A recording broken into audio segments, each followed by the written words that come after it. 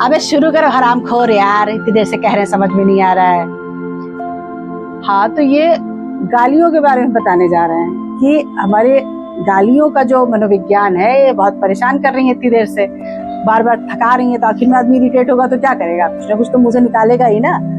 तो गालियों की एक अपनी पूरी साइकोलॉजी होती है। एक्चुअली में होता क्या है ना कि जब आप गुस्से में होते हो तो बहुत से तरीके होते हैं।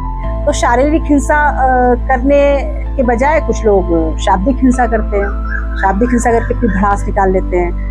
वो एक तरीके से भड़ास निकालने का तरीका होता है।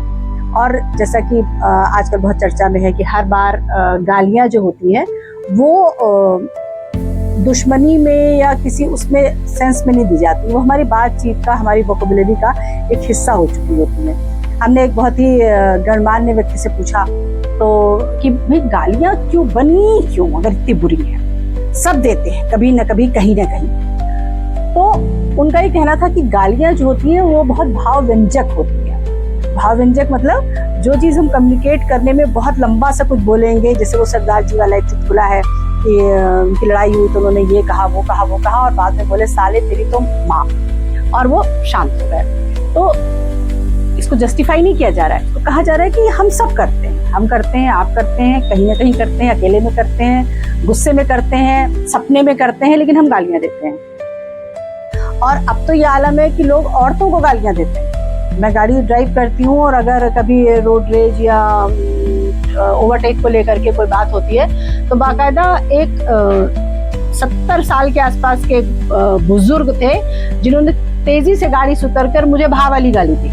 मुझे कैमरे में कहने में कोई मतलब मैं क्यों शर्माऊं, वो शर्माए, अगर उन्हें शर्माना है मैं क्यों शर्माऊं। जब उन्होंने मुझे ये वाली गाली दी तो मैंने भी उन्हें पलट के एक अच्छी वाली मोटी वाली गाली दे दी। अब वो सब पका के एकदम खड़े हो गए, उनको उम्मीद नहीं थी कि मतलब एकदम पढ़ी लिखी टाइप की दिखने वाली लेडी गाली देगी। और जब मैंने उन्हें मोटी सी गाली दी तो आसपास के लड़के जो थे वो हंसने लगे, जो यूथ थे। बोले अंकल जी आप बोलिए, आप बताइए। कहने का मतलब ये है कि देखिए गालियां हमारे समाज का या शायद सारे ही समाजों का एक हिस्सा होती है, जरूरी हिस्सा होती है। जब आपको दी जाती है तो आपको बुरी लगती है, और जब आप किसी को देते हैं तो आप उसको जस्टिफाई कर देते हैं। आप उसको इस तरह से बताते हैं कि हम क्या करें, उसने इतना गुस्सा ही दिला दिया था तो हमने गाली दे दी। तो मेरे ख्याल से जो आजकल चल रहा है कि लड़कियों ने गालियां दी, जो मैं भूमिका बना रही थी तरह से, लड़कियों ने गालियां दी और बहुत बुरा किया और बड़े आदमी को, अपने से बड़ों को गाली देनी नहीं चाहिए। लेकिन ठीक है, वो प्रोटेस्ट था, वहां पर जाकर देखिए आरती वंदन तो होगा नहीं, किसी ऐसे प्रोटेस्ट में आपकी ओम जय जगदीश तो होगी नहीं, करी नहीं जाएगी, कुछ ना कुछ आलोचना ही होगी। तो उसमें वो थी, उसको इतना गंभीरता से लेना और फिर एक टीनेजर बच्ची को रुलाना और उससे माफी मंगवाना, ये सब मतलब मुझे तो बिल्कुल अच्छा नहीं लगा। क्योंकि बच्चे जो होते हैं वो दहशत में आ जाते हैं, डर जाते हैं, और डरने के बाद हमेशा के लिए उनका मनोविज्ञान हमेशा के लिए खराब हो जाता है, उनका कॉन्फिडेंस टूट जाता है। खैर वो तो अब उस बच्चे के साथ जो भी होगा वो तो समझेगा। और फिर ये हुआ कि माफ़ी दे दी प्रधानमंत्री ने। भाई माफ़ी दे दी तो ये लोग कौन से लोग हैं जो FIR दर्ज करवा रहे हैं? माफ़ी का तो मतलब ये होता है ना कि माफ़ी हो गई तो मतलब वो चैप्टर क्लोज, खत्म, अगले चैप्टर पे जाइए। तो ये तो एक ढकोसला टाइप है, माफ़ी वाफ़ी का कुछ नहीं है। और बात गालियों की निकली थी, तो गालियों पर हम विश्लेषण करने बैठे ही इसलिए हैं कि यहाँ से बहुत मुद्दा उठा कि लड़कियों ने भद्दी भद्दी गालियां दी, लड़कियों ने दी। अरे भाई लड़कियों के लिए अलग प्रोटोकॉल क्यों होता है? उन्हें गुस्सा नहीं आता, उनका अपमान नहीं होता, उनको बुरा नहीं लगता क्या? या वो हमेशा से सहने के लिए बनी हुई है कि तुम सहो जो भी तुम्हें कहा जाए? तो रही बात गाली का एक देने का एक साहित्यिक पक्ष ये है कि हमारे यूपी में तो, शायद बिहार में भी या और भी समाजों में होता होगा, हमारे यहाँ तो शादी ब्याह की इवेंट्स में गालियां दी जाती हैं। मतलब जो जब नार होती है, जब लड़का और समधी अंदर घर में खाने आते हैं तो घर की जो महिलाएं हैं वो उनको परस्ती जाती हैं और गालियां देती हैं। बहुत से लोग, मेरे तो अपने ताऊ जी थे जो खाना ही नहीं शुरू करते थे ऐसी बारात में, जो कहते थे अरे गाली तो गाओ पहले, गाली तो गाओ पहले। तो वो बहुत मीठी लगती हैं।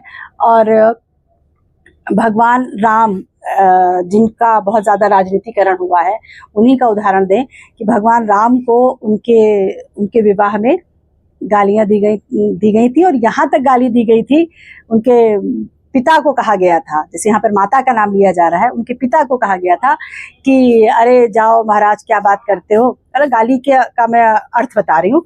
आपकी तो पिता ने 3 स्त्रियां रखी हुई हैं, तो मतलब उसका उनको ताना मारा गया था। जो कवि थे और भक्त थे केशव दास, उन्होंने अपने ग्रंथ में रामचंद्र जी की जो जीवनार का वर्णन किया है उसमें उन्होंने उनको गालियां भी लिखी हैं। और ऐसा कहा जाता है कि वो गालियां, वो चूंकि भक्त थे उनके, वो उनके आराध्य थे, तो वो खुद नहीं लिख सकते थे, तो उन्होंने ये जो है अपनी महिला मित्र थी सुजान, उनको ये काम सौंपा था कि ये गालियां तुम लिखना। और ऐसा कहा जाता है कि वो जो 15-20 छंद हैं वो सुजान ने लिखे हैं, और केशव दास जी की रामचंद्रिका या रामलला नहछू कोई उनकी पुस्तक है, उसमें वो गालियां लिखी हुई हैं। तो गालियां हमारे समाज का एक बहुत ही महत्वपूर्ण हिस्सा है। उसमें वो दी ही इसलिए जाती है कि सामने वाला तिल मिलाए, तो सामने वाले को चाहिए कि वो तिल मिलाए ना। देखिए मैंने इनको गाली दी रूपाली को और वो हंस रही हैं तो तिल मिलाने की बहुत ज्यादा इसमें जरूरत नहीं है, मेरा इतना कहना।